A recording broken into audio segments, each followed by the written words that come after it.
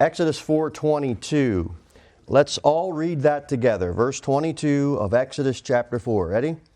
And thou shalt say unto Pharaoh, Thus saith the Lord, Israel is my son, even my firstborn. So that's God's chosen people, God's chosen nation. And they were above all nations, and they had a special relationship with God. Now, if you call somebody your son, what does that denote? Yeah, family. Oh, yeah, ownership. There's some intimacy there. And so God has some specific plans and promises for His national people. Now, their history is, well, probably a lot like our history. Sometimes, just like we sometimes faithfully serve God, the nation of Israel sometimes faithfully served God. But they also, at times, turned against Him in rebellion. And when they did that, they went through times of judgment. They were scattered. They were captive in Babylon, and Jerusalem was destroyed multiple times. They were judged for idolatry and for rebellion. Now, we're talking about them as a nation, but as we do, it might be a good idea to search your own heart, see if you have any rebellion or idolatry in it. And that's a good thing for all of us to search. But God never permanently abandoned them. And they still have promises granted that stand. Now, we're going to be going somewhere with this, so hold this thought as we go to Leviticus 25. God gave Israel a unique way to count. Go to Leviticus 25. And this unique way of counting is important if we're going to understand prophecy.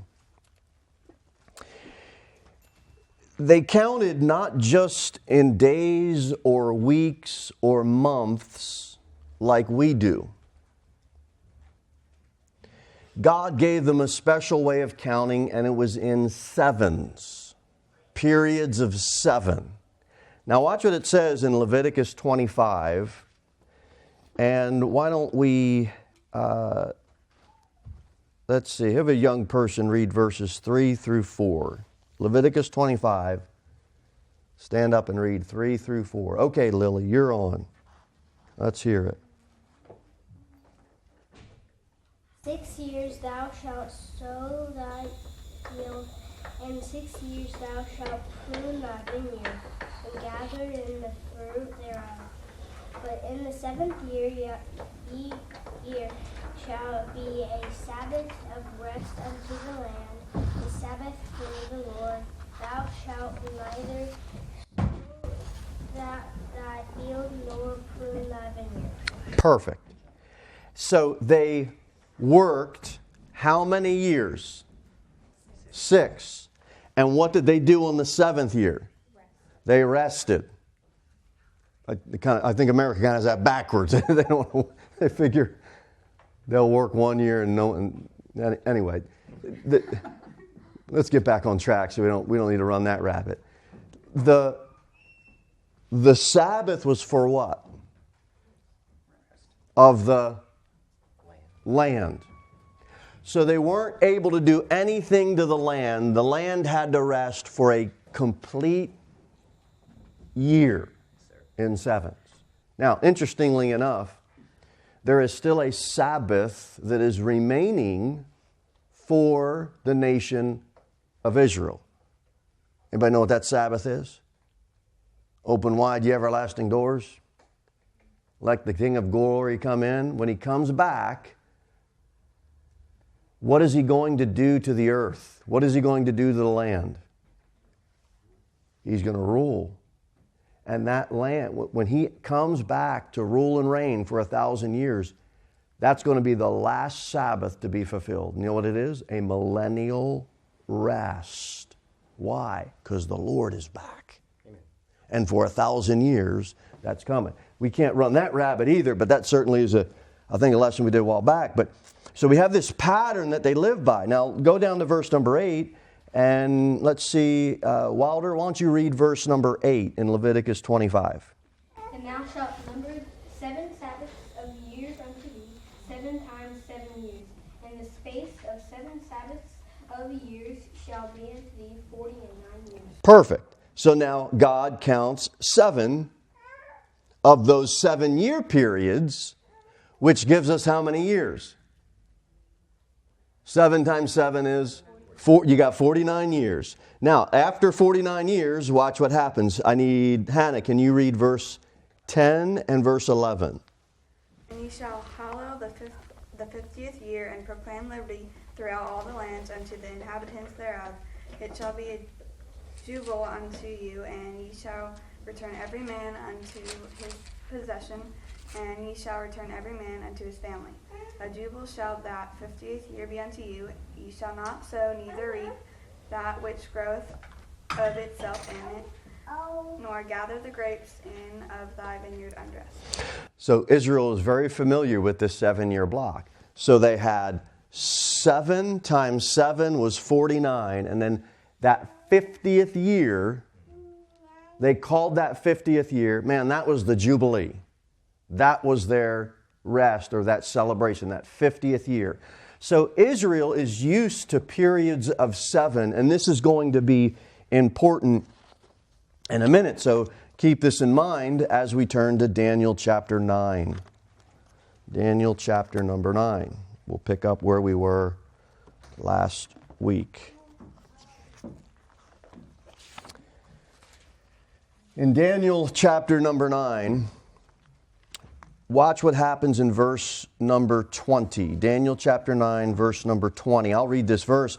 And while I was speaking and praying and confessing my sin, that's a good thing, and the sin of my people Israel, and presenting my supplication before the Lord my God for the holy mountain of my God. So what is Daniel doing in that verse? He's praying for whom? Himself and his people. He's praying about Israel's future. Now, let's read together verses 21 to 23. Let's try to read it together. Yea, while I was speaking in prayer, even the man Gabriel, whom I had seen in the vision at the beginning, being caused to fly swiftly, touched me about the time of the evening oblation, and he informed me and talked with me and said, O Daniel, I am now come forth to give thee skill and understanding. At the beginning of thy supplications, the commandment came forth, and I am come to show thee, for thou art greatly beloved, therefore understand the matter and consider the vision. God sends the angel Gabriel to Daniel, and he gives him some prophecy. What's the prophecy? Let's read verse 24 together. Here we go. 70 weeks are determined upon thy people, upon the holy city, to finish the transgression, and to make an end of sins, and to make reconciliation for iniquity, and to bring in everlasting righteousness, and to seal up the vision and the prophecy, and to anoint the most holy. When he says 70 weeks are determined, that means they're set, they're decreed, they're appointed. When he says thy people, it's Daniel's people. It's not the church. When he says thy holy city, it's not a Vatican in Rome. It's the holy city, Jerusalem. The whole prophecy is about Israel. Nothing at all to do with the church.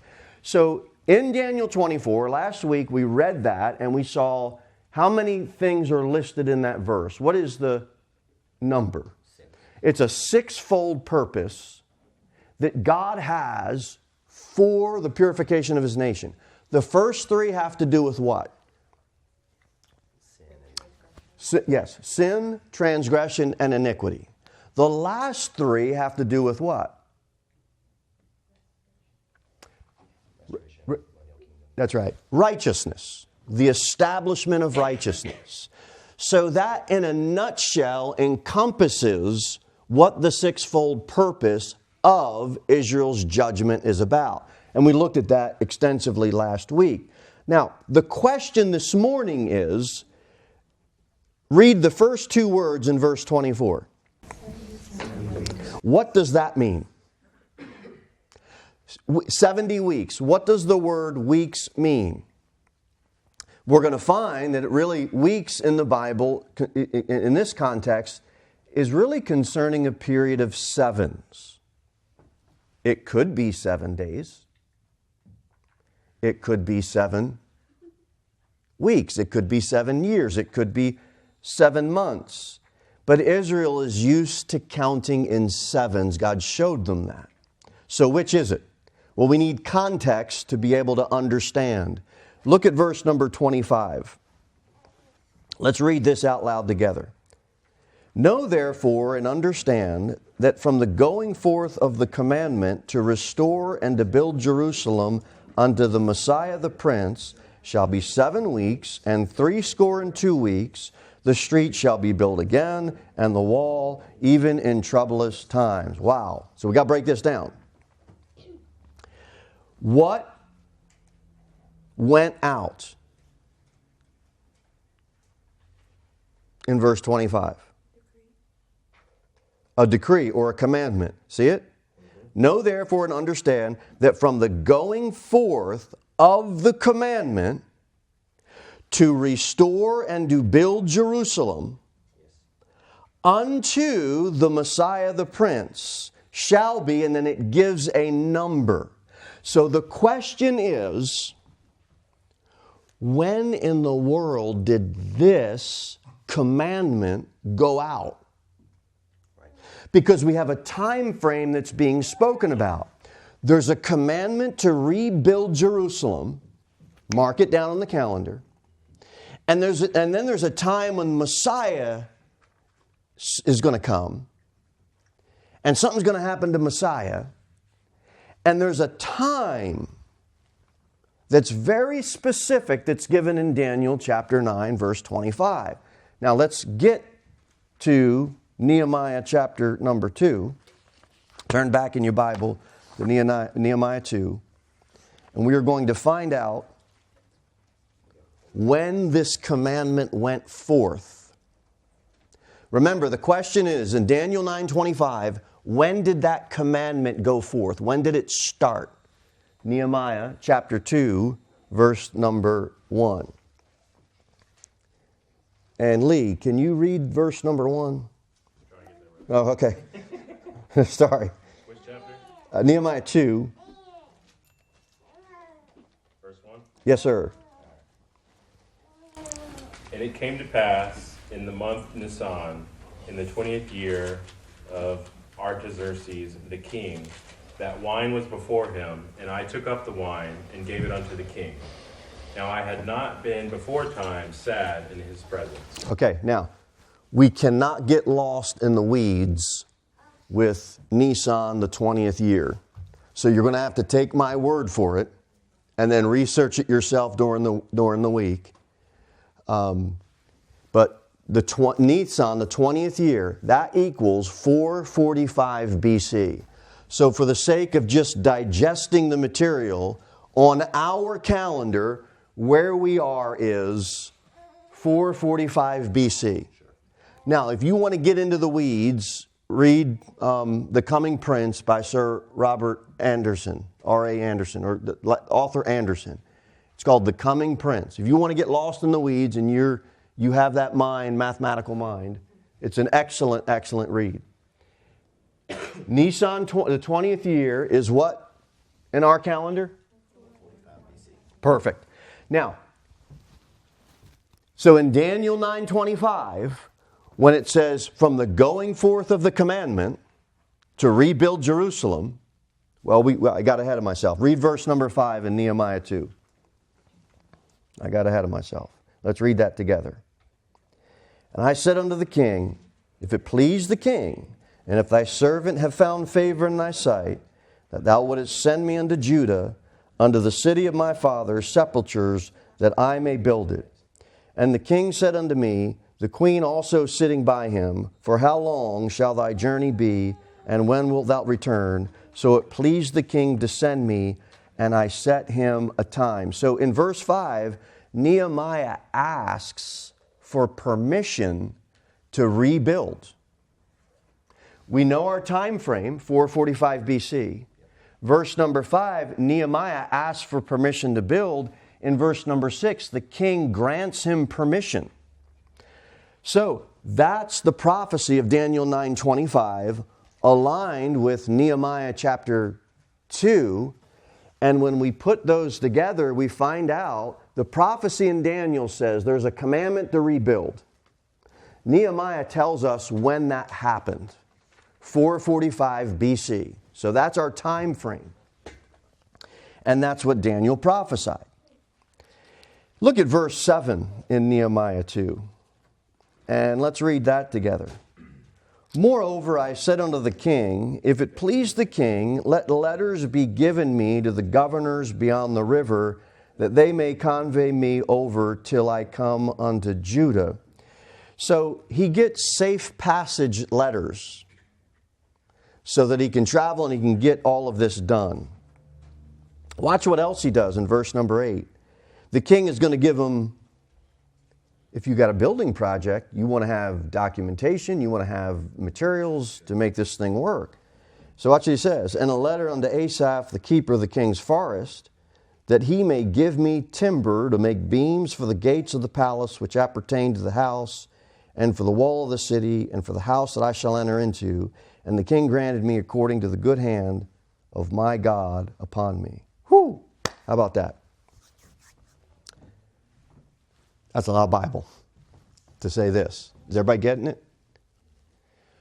What did Daniel 9:25 prophesy? 69 weeks till Messiah came from the start of this decree. That's right. From the start of this decree to when Messiah comes is 69 weeks. How can I confirm that? Nehemiah 2. The Bible doesn't deal with BC and AD. The mathematical whizzes figure out all that stuff and put it together. And if you like reading that, it's available. So we have something that started in 445 BC based on Nehemiah 2. That's the starting point of the prophecy. Okay.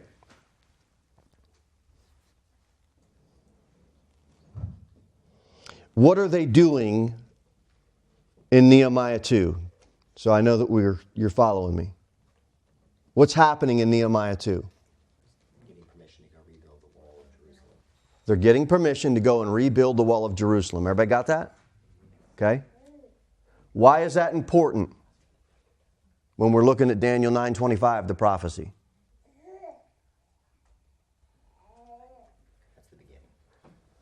Go, right, okay. I don't want to move forward. Go to Daniel 9:25. Now read it.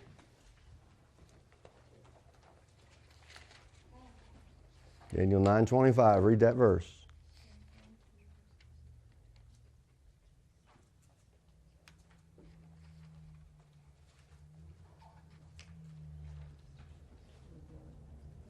Actually, why don't we all we'll read it out loud together? Ready? Go ahead. Read it out loud. Go ahead. Know therefore and understand that from the going forth of the commandment to restore and to build Jerusalem. Stop. Read it one more time. Go. Know therefore and understand that from the going forth of the commandment to restore and to build Jerusalem. Now stop right there. There's a prophecy that Daniel got from Gabriel. And he said, from this time, you get that? When was that time? Where do we find out when that time was? What book of the Bible do we got to go to? We got to go to Nehemiah 2, and we tie that to Daniel 9:25, and we piece that together through, that's all the Bible is, a series of references and cross-references. And we can say, okay, the prophecy in Daniel 9 is confirmed in Nehemiah chapter number 2. Okay, we got to move forward so we try to get some more done here. Okay, so how long until Messiah comes? In Daniel 9:25, how long? 69 weeks. Yes. Now, how does the Bible say it? 7 weeks Wait. and 3 score. Right, we cover that. How does the Bible term it? It says, shall be 7 weeks and 3 score and 2 weeks. Okay. 7 years ago. You remember that? The Gettysburg Address? Nobody wants to change that. I mean, they'd be written off as unpatriotic. I don't know why people want to change the Bible. You just need to learn what it means. So in Daniel 9:25, okay, well let's look at this here. What is a score? 20. So at the Gettysburg Address, what would be 4 score? How do you get that? Yeah, 4 times 20. So a score is 20. So 3 score in the Bible means 3 scores. In other words, 3 times 20 equals what, Wilder? All right, that's good. You've been paying attention in math class. Or you already saw the answer, either one. So when it says 3 score and 2 weeks, everybody see that in Daniel 9:25? 3 score, so you have 3 scores, 20. 3 times 20 equals 60. Plus 2 weeks equals what? 62. Perfect. But we're missing something. We're missing the 7 weeks. So if you have 7 weeks, and then you take 3 score and 2 weeks, which is 62, and you add those together, how many weeks do we get? 69 weeks. Everybody go like this. Whew! That's Bible math. So from the decree, somebody read Daniel 9:25 again.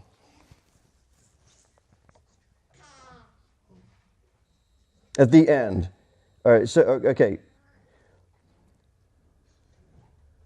Cheyenne, why don't you read Daniel 9:25 when it starts at that from the going forth. Daniel 9:25.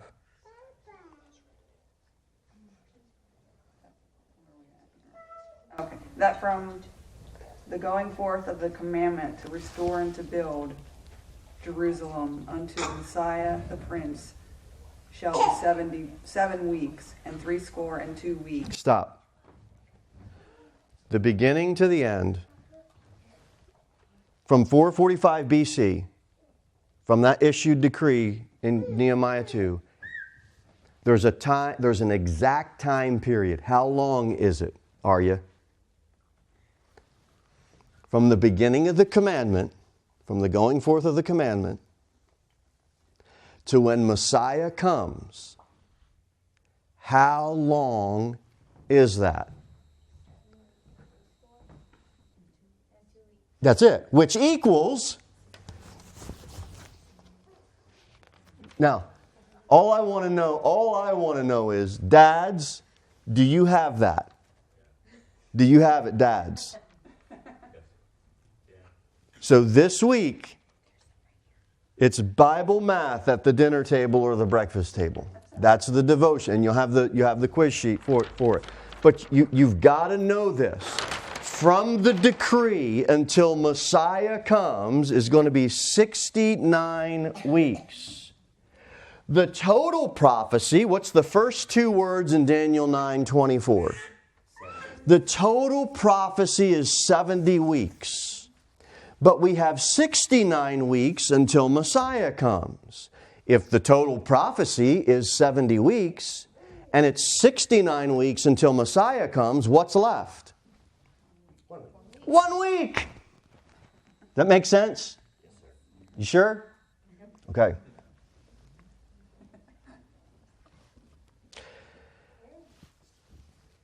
Is this week days? Prove it. Well, we're going to prove it. If weeks...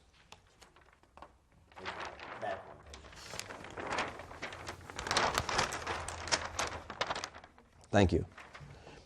If weeks means days, Dad, you can help, but I don't want any of the dads to give the answers. I want some young people. If weeks means days, 69 weeks times 7 days equals how much? Call out the answer. You can use your phone. Yeah, you can do everything on your phone nowadays.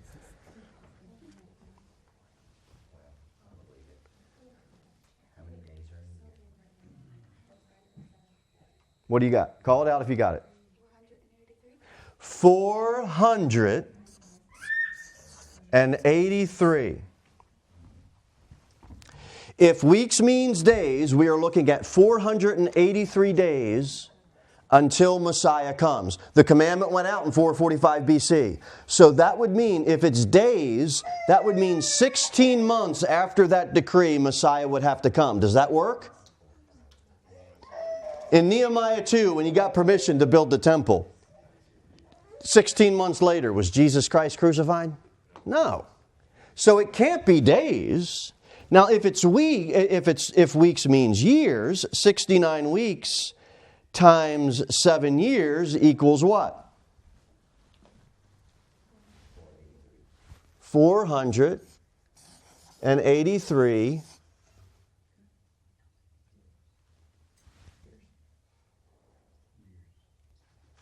years. And guess what happened 483 years later? Christ rides into Jerusalem, and that week he's crucified. And if you want to get into the weeds with the math, you will find it to match exactly. Israel is already used to dealing in periods of 7. They already understand the way God wants them to count. So when the prophecy in Daniel says, going forth of the commandment until Messiah, it is exactly 483 years, which is 69 weeks. Whew, that's a lot. We know what's left. When Messiah showed up, what did Israel do? They rejected him. That's absolutely right. They rejected him as Messiah. So what did God do concerning that nation? That's right. He hit the pause button. And he said, stop. And the clock stopped. And it is not running because Israel's been set aside forever or for a time? For a time. Because they rejected him and there's 70 weeks of prophecy, he put a pause. What is the pause? The church age, that's right. We are living in the pause, the church age. When does God hit play again? When we're caught up. 1 Thessalonians 4. When the church enjoys a rapid transportation to be with the Lord. That's where we get the word rapture. It's not a Bible word, but it is a Bible. It is a way to explain a Bible doctrine. All of a sudden, we're caught up and we meet the Lord in the air. That happens rapidly. That's why people call it a rapture. Okay? It doesn't have to be in the Bible to be able to use it. Bible isn't in the Bible. And we still use that. Trinity isn't in the Bible. You still believe in a Trinity, I hope. Same with rapture. The word isn't in the Bible, but the word that the doctrine is defining is. Now go to Daniel 9. I want to show you something. Look at verse 26.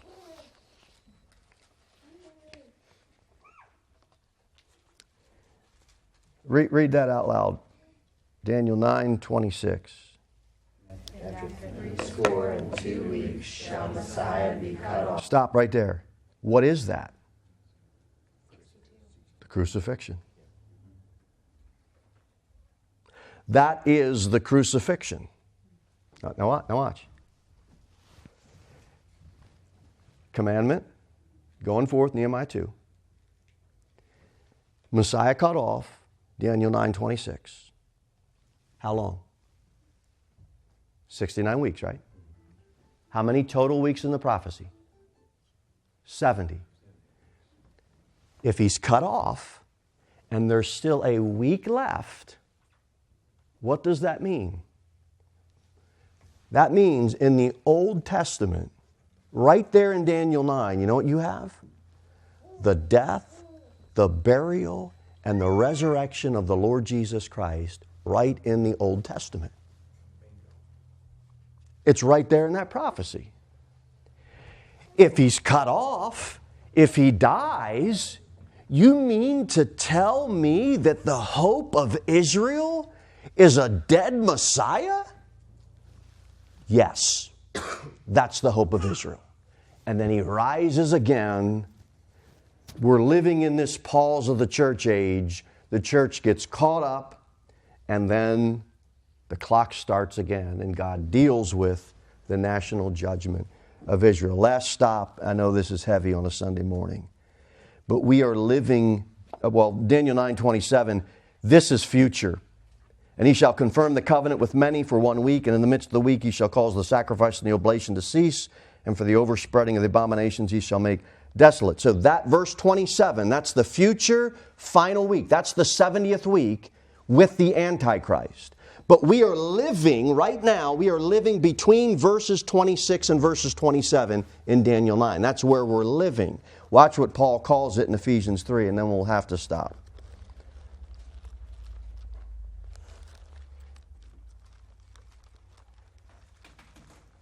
In Ephesians 3,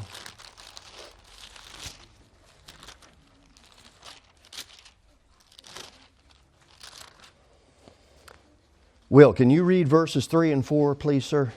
Yes, Ephesians 3, 3 and 4. How that by revelation he made known unto me the mystery, as I wrote afore in few words, whereby, when ye read, ye may understand my knowledge in the mystery of Christ. You know what he calls it? Paul calls it a mystery. Now keep reading. Read verse 5. Which in other ages was not made known unto the sons of men, as it is now revealed unto his holy apostles and prophets by the Spirit. Those other ages, they didn't know this. They didn't know of a church age. It was a mystery. A mystery doesn't mean it doesn't exist. It means the information's there. It's in the closet. It's hidden in there. It's just nobody found the door yet. It's not that it's new information. It was just mysterious. You didn't know it. I didn't know it. It was always there. Look, in the other ages, it wasn't made known to them. That door was not open for them. Look at read verse 6 and 7. That the Gentiles should be fellow heirs and of the same body, and partakers of his promise in Christ by the gospel, whereof I was made a minister according to the gift of the grace of God given unto me by the effectual working of his power. Are you kidding me? Jews and Gentiles in one body called a church? Are you kidding me? God says, no, I'm not kidding you. This is why the Jews are, this is how the Jews are provoked to jealousy. You're letting them in God's house? You're letting that? Are you kidding me? They always thought they were better than the heathen. And so this mystery has now been revealed. Are you a Jew? Great. You're going to be saved the same way, and you're going to be placed into the same body. Now, we made a shift here because we're in this pause. This is a day of individual salvation.